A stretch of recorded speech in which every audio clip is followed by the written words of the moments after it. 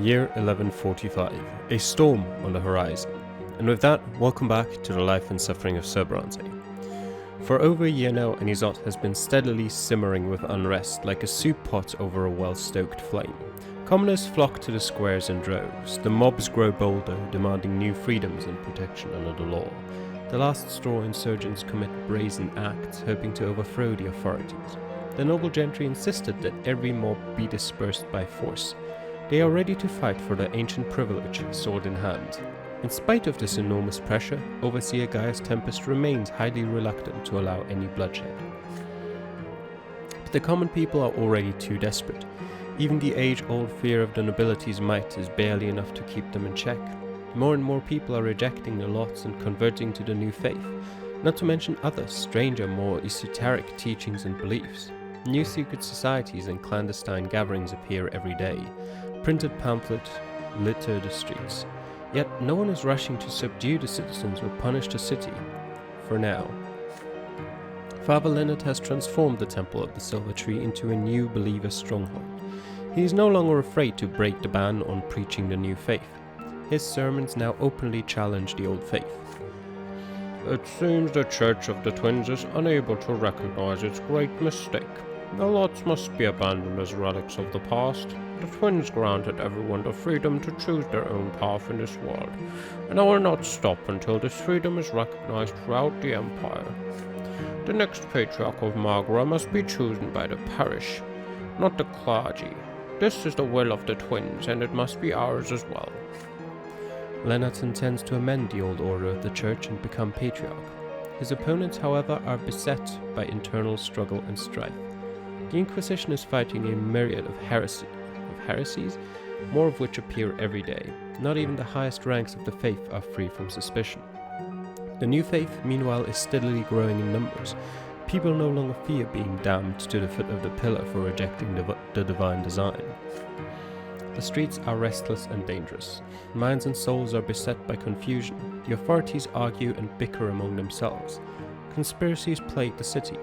Time marches on and the change is coming. It cannot be stopped. Can you find a way to guide it in the right direction? The weight of a new age now rests upon your shoulders. Okay, we'll see. A family matter. For over a year now, Anisot has been slowly simmering with unrest. The feud between the estates, between the old faith and the new, between the law of the empire and noble traditions. Tensions are at an all-time high, waiting for the slightest spark to catch fire and burn. Even your family's affairs have been affected by the growing unrest. It is during these troubled times that the future of your family will be decided. Father shakes you awake early in the morning. He is excited, clutching a letter bearing the imperial seal of the Tempest dynasty. Wake up, son. Come to the sitting room. A letter has come from Overseer Gaius Tempest. He gingerly breaks the seal and unfolds the missive. To the Honourable Brante family, I, Gaius of the Tempest dynasty, Overseer of the province of Magra, have given due consideration to your petition to have your bloodline ennobled by the sword. You are expected in 1 week at Castle Neri, as are all petitioners for the sword, where you shall hear my decision firsthand. After finishing the letter, Father turns to you. He looks fatigued. Well, son, it's time for us to be honest with each other about our family. What do you have to say about this? Where do we, the Brantes, stand after so many years? What hopes do we have for the future of this family? The past 7 years have been marked by many life-changing events. The rare joys, the frequent fights, the arguments, the attempts at peace, the losses. Sometimes you have managed to change their minds and sometimes you have not, but your decisions have made you realize what matters most to you. The future of the Brante family must be decided here and now, and it has been decided for us. Well, we can't become nobles of the sword, because, well, we've been branded by dishonor or the family in ruins. Well, the family in ruins, that's the one. Become members of the Overseer's entourage, families in ruins. Preserve the family, nope. Well, that's what it is. You coldly point out that the family's chance for a hereditary title is long gone, and the family itself, why, it all but disintegrated years ago. You failed to quell the strife at home. You could not snuff the coals of enmity that slowly turned your family into disjointed clumps of ash. All attempts to put the family's affairs in order have led to naught. And now it is time to admit that the Brante family is no more. There is deep pain in Father's eyes as he meets your gaze, but he does not argue. Which is why you continue. It would only be reasonable to sever what remains of your family ties. It is for your own good. You have all been strangers for a long time. You may live under the same roof, but you are no family. It is time to end these frantic attempts to fix that which is already beyond repair. Nothing good will come of it. Father is silent. A long moment passes before he speaks. As much as it saddens me to say this, you're right, son. We failed. I failed as the family patriarch, and I failed my lot. I was chasing after a lofty position and neglected all the troubles in our family. I tried to please everyone, and I let everyone down. All I can say is that your grandfather was right about everything. You put your hand on Father's shoulder. It is not his fault alone, you tell him. All of you made mistakes. You too bear a sizable share of the blame. But I am the patriarch no matter what. I am responsible for this family. What a disgrace. What an embarrassment I am. Father hides his face in his hands. It takes him a while to stifle his sullen sobs and muster enough strength to continue. But enough weakness. It is time to accept the inevitable. The family is gone. We must all seek our own fortunes.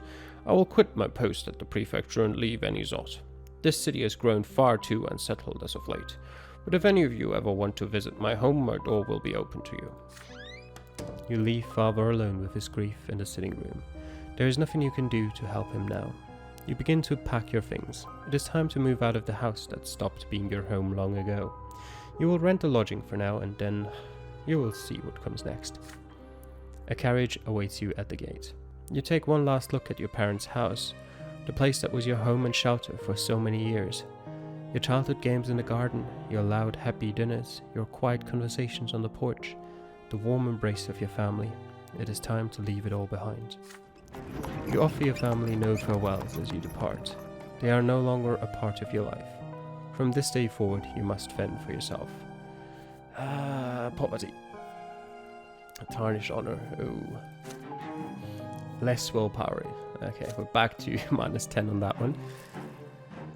Okay.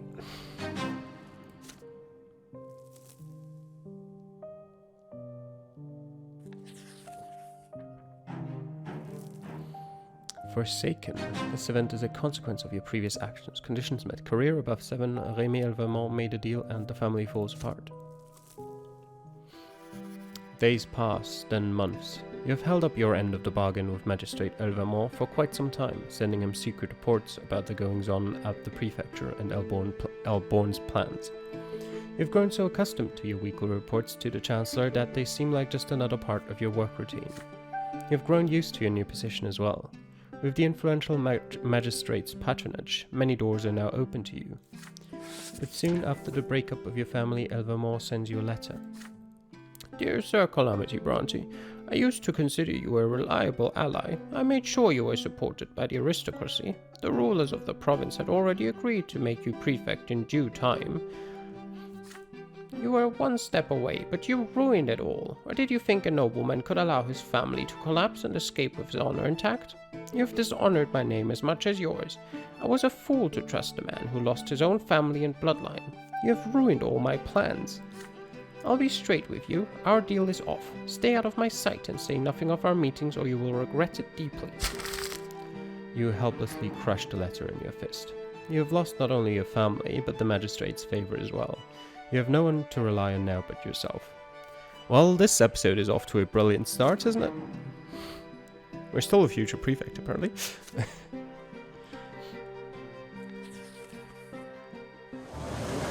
Final privilege. The carriage takes you further down the city's narrow streets. They are filled with noble carriages and commoners hurrying about their business, but the driver skillfully avoids them all. You watch the city uneasily from behind the carriage doors. The past few months have been so tense and challenging. They felt like a single unbearable moment. You had to face one ordeal after another, and Otton's case sometimes fell by the wayside. But you have no doubt that the outcome of this case will determine your fate. Your previous encounters with the haughty commander have assured you of that. The time to strike Otton down is coming soon. Right now you need to make your final preparations. Your gut tells you that time is running out. Either you seize the initiative or Otton will destroy you himself. But what should you focus on at this critical juncture? You consider your options. What, you mean my options like doing absolutely nothing because we don't have the willpower to do anything? Yes, absolutely. You rub your hands together in satisfaction. Soon, very soon, Otton will be the only one unaware of his inevitable downfall. You tell the driver to take you home. You will take this time to rest up and regain your strength before the most trying challenge of your life. Well, we're still below zero. The hour has come. You stand at the window of your office and watch the living streets below, exhausted. For over a year, Anizot has been steadily simmering with unrest, like a soup pot over a well-stoked flame. The endless feud between the Archduke and the Overseer, the first trials against nobles, insurgencies flaring up all across the Empire. Grim, heavy, dark red storm clouds now hang in the sky above Anizot. Preachers of the new faith fill the streets, urging the people to reject the lots. The abbot of the temple at the Silver Tree, Father Leonard, has turned the city's most ancient church into a new believer stronghold. Commoners flock to the squares in droves. The mobs grow bolder and bolder as they demand new freedoms and protection under the law. Commoners have begun forming armed militias. The last straw insurgents commit brazen acts, hoping to overthrow the authorities. The nobles of the sword demand that every mob be dispersed by force. They are ready to fight for their ancient privileges, sword in hand. You cast a glance back at your desk, still covered with piles of paperwork for Otton's case. You have been working on it for over 2 years now. This case will have to reach a conclusion someday, but when? Will you be able to free yourself from the mortal peril into which it has drawn you? Your thoughts are interrupted by heavy footsteps and clacking hooves. The square in front of the prefecture quickly clears as workers and merchants do their best to flee. A legion battalion is advancing on the prefecture. It is led by Dorius Otton, on horseback and in full armor. He rides right up to the steps. The square resounds with his commanding voice. "I'm Dorius Otton, High Commander of this province, and I've come to demand justice. I have proof that a judge named Calamity Brante has been collecting slander for years, seeking to tarnish the Otton name. I've already warned this judge, and I will not stand idly by in the face of an insult. To accuse me is to undermine the rule of the Arcanians, our noble traditions, and the sacred order of the Empire itself. I demand that a stop be put to this campaign of defamation. I expect Judge Brante to burn his so-called case right now. Until that happens, my battalion is under orders to treat all those who serve at the prefecture as traitors to the crown. No one will leave this building until I see these vile accusations against an Arcanian dynasty burned to ash." Alborn comes rushing into your office. He's pale as a ghost, but trying his hardest to remain composed. "Calamity, Otton caught us off guard. I knew we should have begun his trial much sooner. He has the upper hand now. No one will come to our aid. We must give Otton a reply. It's all up to you now, Sir Brante. This is it, the moment of truth. How will you respond to Otton's ultimatum?" Without saying a word, you stare out the window again. Yeah, how lovely. Conditions not met. Yep. Conditions not met. Conditions not met. Conditions not met. Without saying a word, you stare out the window again. The sky is dark and overcast, thunder echoing in the distance. The Legion soldiers stand still, awaiting new orders. Otton's horse is right by the stairs as you await your reply. The past several years flash before your eyes. Cases and verdicts, threats and promises, decisions and deeds. Where have they led you, your career, your province? How will you approach the task of rebuffing one of the mightiest Arcanians in the province? It will all be decided now. I'm still going to look at what the other options would have been. We can't charge Otton with his crimes because our justice isn't high enough. Okay. And because we've not betrayed? Oh, we have betrayed. Sorry, Augustine Alborn. That confused me there a bit. That we haven't betrayed him is grayed out, so we have betrayed him. And we also don't have evidence against Otton. Summon Otton to trial? Well, we don't have evidence against Otton. And we've betrayed Augustine Alborn. Bring Otton to the Court of Honor. that would actually work if we had evidence against him. So if we had at that last choice we got to make in theory, where we only had one choice, if we had enough willpower to gather evidence, then we could have chosen this option because all the other things are fulfilled. But we don't. And, well, our career is not above 8, so we can't do this. Burn it. You stare out the window helplessly. All those years of service as a judge spent trying to achieve balance, siding with the common estate while avoiding the ire of the mighty, gathering influence and climbing higher while doing your duty as a judge. You have been buffeted by twists of fate, by schemes and plots, and you have failed to maintain that fragile balance. You have failed to protect justice in your home province. The common people are so desperate they are ready to take their rights by force, but the law is too weak to govern commoners, nobles and Arknians alike. You will not be able to convict Otton, no matter how many crimes he has committed. The grip of tradition is too strong. The Arknians are and will remain immune to the rule of law. On the other hand, you have also failed to garner enough influence and establish enough connections within the aristocracy. You have not earned their respect or curried their favor. Without powerful patrons, Otton, your sworn enemy, cannot be defeated. There is only one thing left to do: acquiesce to Otton's demand. Your hands shake as you collect all the papers on Otton's case in your office. You walk down the stairs to the door of the prefecture. Otton meets you face to face. He dismounts his horse, but clad in a full suit of ancient armor, the Arknian is still a head taller than you. There you are at last, Brante. I expect nothing less. You humans are predictably apt at finding your proper place soon enough. Now destroy those despicable scribbles. A Legion soldier hands you a burning torch. Humble and obedient, you bring the fire closer to the papers containing Otton's case. All the evidence you have, all your statements, it all burns away in an instant. The wind lifts the ashes and scatters them across the square. That is what you should have done the moment your upstart of a prefect instructed you to undertake this so-called case. Still, my mercy is known far and wide. Confess your lies and slander to the entire city and you will be forgiven. Your stomach roils. It is hard to breathe. It takes all the effort you can muster to take a deep breath. And then you do as he asks. You submit to the highborn Arknian's truth. You gathered slanderous rumors, a task beneath a true noble's honor. Did everyone hear that? That's enough, Brante. You're free to go. Return to your cases of petty theft and stolen trinkets, and do not meddle in the affairs of your betters.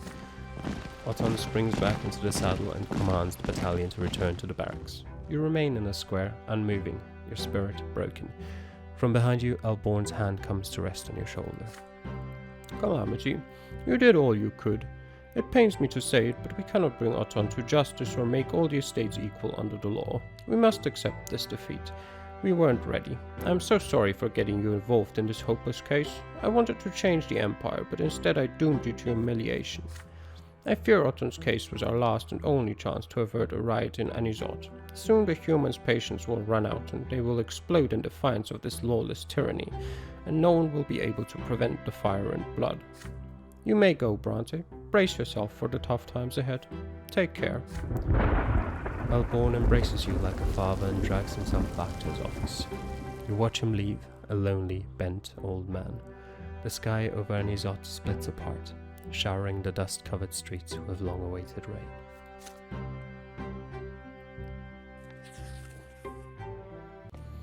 A lesson written in blood. Tonight is grey, miserable and gloomy. You walk down the steps of the prefecture, dragging your feet to your carriage. Now that Otton's case has met an ignoble end, your sense of duty seems to be the only thing keeping you at the office. Cases, complaints, petitions, it is all a blur. Another day has ended. Anizot is growing more restless by the day. The commoners cannot endure the tyranny and humiliation of the nobles any longer. More and more of them are refusing to obey, taking up arms and gathering in the squares. The noble militia of Anizot is making preparations to suppress the riots. The new believers are marching through the city. The last straw insurgents continue to incite unrest, striking again and again. It pains you to think that you could have made a difference if only you had not lost against Otton. A voice you do not recognize calls out to you. As you turn around to look, something heavy hits you on the head. The world grows dark before your eyes. Another blow lands, this time in your stomach. You fall to the ground, gasping for air as pain and nausea crumple your body into a tight ball. Your ears are ringing so loudly you can barely hear the voices above you, but you still recognize your assailants as Legion officers. They bind your wrists and ankles and put a sack over your head. A carriage arrives. They drag you inside and shove you onto the seat. You are alone with the squeaky wheels and the clacking of hooves. You hear the city gate opening. They're taking you out of the city. They drag you out of the carriage and remove the sack. You find yourself on waste ground outside the city limits, lit by the torches and surrounded by silhouettes. You recognize a number of aristocrats. Magistrate Emile Vermont is here, as is Friedrich Laberius, head of the noble militia. So many people you have angered. But the biggest silhouette of them all belongs to Dorius Otton, who stands right before you. How was the trip, Sir Calamity Brante? I took the liberty of sending my personal carriage to pick you up. I didn't want you to miss our appointment. Otton leans down to you and looks you in the eye.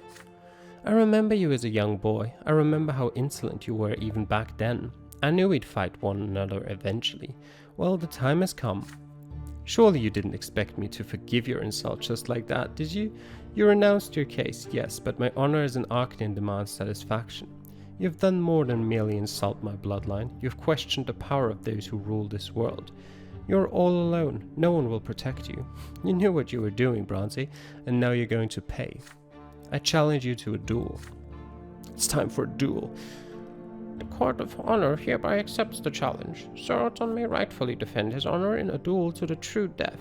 Both parties shall fight blindfolded. Otton takes off his jacket and draws his sword. He has clearly done this many times before. A blindfold is placed over his eyes. Your head is covered by the same sack, this time knotted tightly around your neck. Dorius of the Otton dynasty and Calamity of the Brante bloodline will now cross swords in mortal combat. I summon their ancestors to bear witness to their duel. May their blood tides meet in sacred battle and determine the truth. May the younger witness our trial and behold the power of his inevitable law. A hand shoves a sword into yours. You can barely breathe through the thick sackcloth. Your hands are shaking, unwilling to fight. You probe the darkness with the tip of your blade, unsure of where to strike. Let the battle begin. Your arms grow tired. The sword feels incredibly heavy and unwieldy. You fall silent, trying to hear your enemy moving. Something rustles ahead. You step back as soon as you hear it, holding the blade in front of you. Still trying to run from me, eh, Brante? I'm afraid it's too late for that. You swing at the voice, but your blade slices nothing but air. You take a quick hop backwards. Your head shrinks into your shoulders. You cannot allow yourself to breathe, waiting for another strike. Don't listen to him. Surprised by the voice, you take a deep breath. The steel band you had felt around your chest is suddenly shattered. You cannot possibly defeat him, but you can accept your death with dignity. Prove you're worthy of the Brante name. You square your shoulders. The rope around your neck bothers you no longer. You still cannot see a thing, but you have no need for sight now. Keep your feet steady. Get your sword up. I'm here with you. A step, a swing, a jab. You know where to strike. Your blade sinks into flesh. Ah, pathetic human runt. That's it. I'm done playing with you. Something slices through the air. You deflect it. Again, once more. You're not in command of the blade. The blade commands you. You feel the blade swing in front of your face. You move to parry it, but your sword meets nothing, and then his sword stabs you straight in the heart. You take a few slow steps back. The darkness in your eyes gives way to light, a light brighter than anything you have ever seen before. You keep the sword in your hands until the very last moment. You die on your feet. All is well, Calamity. Come to me. What? Okay. Okay. Your earthly life is over. You leave the world forever and face the judgment of the twins. That was unexpected. What about the other 3 lives I have? Neither side could overcome the other. The fire of the revolt could not be extinguished. The province, and then the whole empire, fell on troubled times.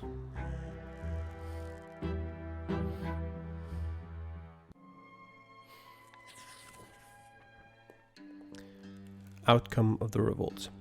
For years after your death, Anizot continued to simmer like a cook pot over a slow flame. The powerlessness of the simple folk, unable to change the old order, gradually gave way to rage. Finally, this anger became stronger than their age-old submission to the higher estate and their fear of divine retribution. This rage was the spark that lit the fire of the revolt. The rebels took up arms and seized the city for themselves, led from the shadows by the last straw. When the moment of truth came, there was no soul in Anizot strong-willed enough to spearhead the raging revolt. The opposing factions soon reached a stalemate, in which neither side could prevail completely. Anizot refused to surrender, but after a prolonged siege, Gaius Tempest finally broke the city's defenses and the legion entered the rebellious city of Anizot. The insurgents fled, the mobs disappeared from the squares and the streets, the leaders of the revolt were hanged. But the city's capture made even more trouble for the overseer. The unrest was beaten down but not suppressed completely. New rites followed one by one as the common folk, the new faith priests, and many nobles of the mantle continued to wage a desperate struggle against the old authorities. Gaius Tempest responded to the seething rebellion with more executions and threats, but dissent continued to grow. As the unrest in the city smoldered, the rest of the empire eventually caught wind of the Anizot revolt. Nearby Magran towns and villages saw their first riots soon after. Chaos began to spread across the empire. The empire responded to this enduring turmoil with ruthless action, but even after several villages and towns were drowned in blood, the riots only intensified. The dominance of the emperor and his dynasty began to wane. Power struggles broke out between the powerful nobles and the capital. Then, a shocking event shook the empire to its core. Emperor Ufa II was found dead in his palace, never to be reborn. His heirs Gerion and Flavius both disappeared without a trace. With no one to take the throne, the noble dynasties accused one another of plotting against the Tempest's rule. Feuds and internecine strife, I have no idea what that word means, became commonplace. And so began an age of anarchy. A time of massacre and riots, conflict and bloodshed, chaos and unrest. There were no winners in this war of all against all, only survivors. The empire entered a dark and terrible age. What became of you? You have made your last and most important choice. Was your death worth it? Could you have chosen a different path? Either way, there is no going back. Your fate is sealed. There is no returning from the hereafter. And so you bid farewell to your mortal life. Everything you fought for, everything you strove for, all that is behind you now. You are on your way to the Shining Pillars to await the judgment of the twins. You can no longer change the world's destiny, but the choices you made and the deeds you did have left an indelible mark. The world will remember the life and suffering of Calamity Brante. True death. The hour of your death has come. Your soul has left your body, never to return. You are taken to the peak of the Shining Pillar. Every moment separates you more and more from the mortal realm. The link that once bound you to it is gone forever. You look up to see two divine visages watching you intently. The elder twin gazes upon you full of sorrow and compassion.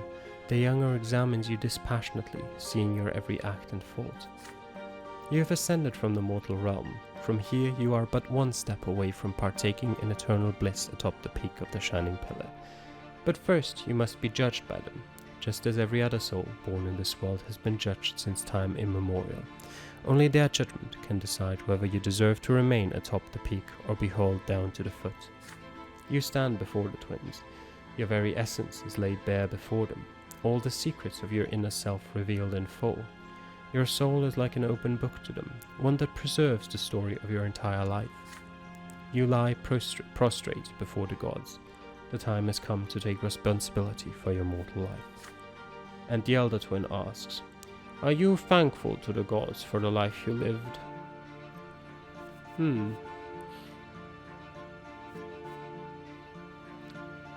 Yeah, I am calm. They hear your answer. Compassion and remorse fill the immeasurably deep eyes of the elder twin. He turns to face his divine brother, who returns his gaze with an expression of stern remorse.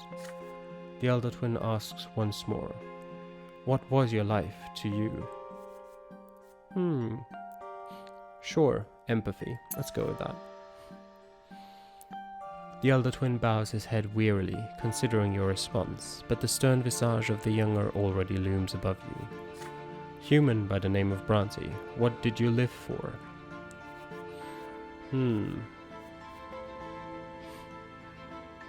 Sure, let's go with happiness. The younger's gaze lingers on your bare, defenseless soul. The divine figure continues its stern interrogation. What did you leave behind?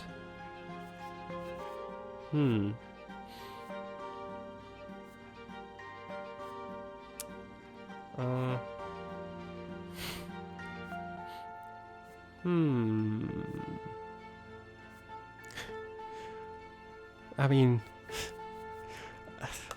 I did leave something, definitely, but not not any of these things necessarily.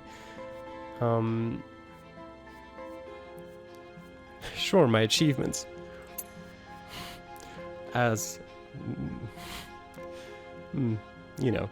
The younger twin now moves toward you with clear intent, poised to render his judgment, but the elder twin restrains his brother with a gesture. A divine voice fills you once again. Did your life make the world we made better and more perfect? It cannot be changed. Only the twins have this power. The younger twin is silent, his eyes two swords piercing your soul. The elder twin speaks to you again, but you already know the question. The very same question that caused you so much suffering shortly before your true and final death. What determined your destiny? I myself. No one. Yeah, I like no one. Yes, no one. I like that more than myself. The soul of a man named Brante lies prostrate at your feet. You have witnessed his entire life, known his every act, seen his every thought and desire. No other soul could ever walk the same path. So many difficult choices, so many emotions, so much pain. Another soul awaits your judgment. You know no mercy, nor does your brother. Every mortal must walk the path chosen for him to the very end. Those who abide by the precepts set forth by you and your brother shall return to you and become a part of you. Those who reject you shall know the eternal suffering of oblivion. Where does the man named Calamity Brante belong? The man named Calamity Brante belongs to the peak of the pillar. You gingerly grasp the fragile soul, lift it up and turn to face your elder brother. You lift your sword. Your brother stands with arms akimbo ready for the blow. The blade slices through his chest. Blinding light gushes from the gash. You bring the minuscule soul to your brother's chest and it dissolves into the streams of shimmering luminescence. A tiny fragment of your shared creation has rejoined the whole. The man named Brante is no more. There is only the eternal fount in which he now abides. And there's the chronicles of our lives. You could potentially see those as credits. So I guess that now means we were actually all this time we were the younger brother, just observing the life of this man, Calamity Brante. At least that's one way to interpret the ending. It did come sooner than I expected. I don't know if dying to an arc... No, I still have no idea why it was... Oh, because I accepted the death. His fucking grandfather made me accept the death. Of course he did. Alright. End life. I'm assuming if we hadn't had a good relationship with our grandfather, we would have just died and come back to life again. God damn it. Alright. That was the life and suffering of Calamity Brante. I'll probably, since I've had the request in the comments, I'll look at the map that we saw a couple of episodes ago, I think. I don't know how relevant it will be at this point, but I can at least give it a look, read through it, at least show you an overview, so if it's a lot of information you can read through it yourself. We'll see. And I also don't know if that map is something that changes based on where you are in the game. It could be. So if I were to look back at it, I'd probably have... Actually, I'm not even sure if we have access to the last save point. So I might not even have a, have an opportunity to look at the map again. Now that I think about it, that would be suboptimal. But we'll see. For now, I can definitely, if you enjoyed The Life and Suffering of Sir Brante, I can definitely recommend you to check out some of my other sort of choose your own adventure series I have done or am doing. Kinds of Choice of Robots was very fun, short as well. So it was only, I think it was 7 or 8 episodes. So relatively short-lived, but it was a lot of fun for sure. I then did Sabres of Infinity, which ended unsatisfactory, but the journey there was pretty fun. So you might want to check that out as well. And I'm currently doing Tin Star, which, to give you the settings of all of them, Choice of Robots is sort of set in the present or near future, if anything. It's sort of a sci-fi, but still, on Earth, but with some sort of sci-fi themes. Sabres of Infinity set in the past, more sort of the, I don't quite remember, something like probably the 1600s, something like that. Tin Star, which I'm currently doing, is set in the Western America, in sort of the Wild West, Gold Rush, all of that sort of stuff. And yeah, I've only recorded 4 episodes so far, but I've enjoyed them a lot, and definitely also something that I can recommend you to watch.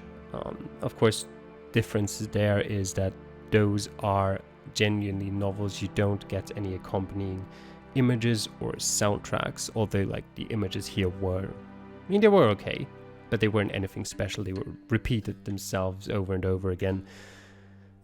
But, the soundtrack is admittedly a thing that is missing a bit, but nevertheless quite enjoyable. Give one of them a try, see if you like it.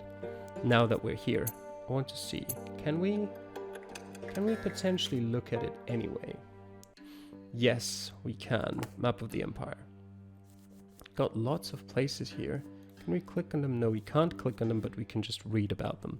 So I think we'll start in Anizot and then just go around. We've not really had much contact with most of this. We've lived in Anizot, the city of your birth and the capital of the arid province of Magra. It is the largest and most ancient city in the south of the empire. Anizot is home to the Silver Tree, a sacred landmark grown by the twins when they descended to the mortal realm. The old prophecies say that Anizot is where the end of the world will begin. Then, to sort of look at the only other place we've been to, Serpenwerda. We've been to Eterna as well. A castle in the middle of the Magran wastes that serves as the family seat of the great Melanidas dynasty, the archdukes of the province. It is the most impregnable and well-defended fortress in the south. And Eterna is the capital of the blessed Archean Empire. This ancient and beautiful city was built upon the shores of 3 rivers. By the Emperor's own order, Eterna houses the Imperial College and the Military Academy, which provide opportunities for commoners to become nobles of the mantle through service and valor, as well as the Divine Seminary. Eterna is the place where Archean tradition, architecture, and fashion have always reigned supreme, but the influx of human nobles and wealthy merchants is slowly changing the way of life in the capital. We've then got a lot of smaller cities. We've got Valona, a city that is home to the largest monastery in the province of Magra, so if we had chosen to become a priest, we might have gone over there. Founded in commemoration of the final unity of all the lands in the empire, the monastery of Valona is the second most popular destination for pilgrims after the Silver Tree. The monastery's monks are famed throughout the empire for their healing skills. And we've got Tornal, a noble estate with a small village. It currently has no owner. It was formerly owned by the Elmerche bloodline before their blood tide ran dry. According to the ancient tradition, the Archduke of Magra will grant Tornal to the next bloodline to be ennobled by the sword. We've then got Fabren, the second largest city in Magra and a place of industry. Fabren was the original capital of the province before the appearance of the Silver Tree. There is a common saying, a man from Fabren and a man from Anizot will never see eye to eye. Understandable. Eniri, the headquarters of Imperial Overseer Gaius Tempest. We've been there as well. Castle La-Tari itself, as well as the village around it and the adjacent tracts of land, belonged to the Melanidas dynasty until Gaius Tempest was appointed the province's overseer in the Archduke's stead. Thanks to its vast farmland, nourished with imported fertile soil, Castle La-Tari grows its own provisions and maintains independence from the rest of Magra. Then we go over here to Sulmina, a large prosperous village in the east of Magra. It has accrued considerable wealth thanks to the numerous silver mines in the nearby hills. Many Sulminan commoners have grown rich and joined the new faith. Okay. Kupva, the most well-defended fortress in the south of Illyria. It belongs to the great Arcanian Ogriff dynasty. We've got Illyria here. The strongest industrial province of the empire, ruled over by the Ogriff dynasty. The noble landowners of Illyria lease out their land to commoners to build new factories and mines, a practice that continues to this day. Illyria was the birthplace of gunpowder and the firearms that employed it before the noble estate banned its use across the empire as weapons of dishonor. We've got, I'll look through that other city as well. Where's the line here? Probably the river. Cleonis, the capital of Illyria. This sprawling industrial city is the home of scientists and inventors of all stripes. Often called the city of free thinkers, Cleonis is governed by a lesser quorum. The ruling Arcanian dynasty of the province hardly ever visits the area. Then we've got Astinia. The heart of the empire, Astinia is a province of bountiful harvests. This land is the main stronghold of the new faith, where commoners and nobles alike follow the new doctrine. This land is ruled by the old Arcanian Diamond dynasty, but only Patriarch Junius Diamond, the Archduke's elder brother and leader of the church in the province, wields actual authority in Astinia, with its city of Orta. Once a mere outpost of the empire in its nascent years, the fortress of Orta was built to fight off the heathens. It is the founding place of the Holy Order and contains their citadel and headquarters. When the empire united all the lands in the realm, Orta grew into a city of considerable size. Certainly looks pretty big on here. By the way, I really love games sort of creating a whole world, a whole setting for them, and drawing nice little maps like this. I appreciate it. Monia, the bastion of the Arcanian aristocracy, protected from the rest of the empire by the sea and a mountain ridge. It is the second oldest province of the empire. Here the noble traditions of yore are the strongest, and the lowly lot is denied all freedoms save those they absolutely require. The Monroe dynasty conquered Monia long ago and now reigns supreme in this impregnable province. Here we've got the cities of Garcia. The sea gate of Monia, Garcia, is the only safe haven among the province's rocky shores. Well fortified and dangerous, this haven will accept no visiting ship without permission from the Monroe dynasty, as well as a fortress, the capital of Monia province and the most well-defended citadel in the empire. Montis is commonly known as the pillar of the old Arcanian knightly spirit and is the site of many a great tournament. Archduke Monroe, like other Monroes before him, boasts that the walls of Montis will survive any siege. We then have Arcania, the birthplace of the empire and every Arcanian dynasty owned by the emperor himself. The province with the most bountiful soil, Arcania abounds in ancient castles, green fields and towering forests. Sprawling cities and factories are virtually non-existent here. No Arcanian dynasty would ever let such massive human-built structures disfigure the demesne of their ancestors. The only place in the province teeming with life and the spirit of the new age is Eterna, the capital of the empire. We also have the city of Siltram here, the personal domain of the emperor's own Tempest dynasty. Known by all as the most beautiful castle in the empire, it keeps its gates closed to all but the most exalted Arcanians and humans. And here we've got Pragos, the shining pearl of the north. Pragos is the capital and the only large city in the province of Fiona. Built by the order of the emperor's own brother Cornelius Tempest, the city has attracted many people of the northern provinces who abandoned their meager lands. The citizens of Pragos are known to be loyal to Cornelius Tempest and his laws. Okay, and here we've got the northern provinces of Fiona, Constanta and Hermia, the stern and inhospitable lands of the north. They were populated by barbarian heathens until the great Arcanian warriors of the past came to eradicate them. The northern provinces are governed by the emperor's own Tempest dynasty. The provinces are very sparsely populated with few factories or trading posts. Fishing is the main trade here. The locals say you can see the very peak of the shining pillar looming above the sea when the skies are clear. And that is all. That is the entire world of, well, the entire country of Arcania at least. And yeah, that will be the end of the life and suffering of Sir Brante. Especially because I do not think there is anything we can change in that latest chapter to not die there. It's just not possible because we pretty much didn't make any choices. We were forced into it because our family fell apart. And yeah, I still hope you enjoyed this. I'm not going, as I usually in the last episode I'll put end sort of in the title so that everyone knows, okay, the series is over here. There's not going to be more episodes, or like the plot is over here. I'm not going to do that for this, for the main reason of that I would think of it as a spoiler. I kind of want the true death to come as a surprise. I might change, like I might put end into the title in like a month or two when it's pretty clear there has been no episode. Of course it was the end. But I hope you understand what I mean there. But just to keep it a bit exciting. And yeah, as I've said just now, I hope you enjoyed watching it. Check out some of my other series if you like this one. Thanks for watching. I'll see you guys next time. Bye.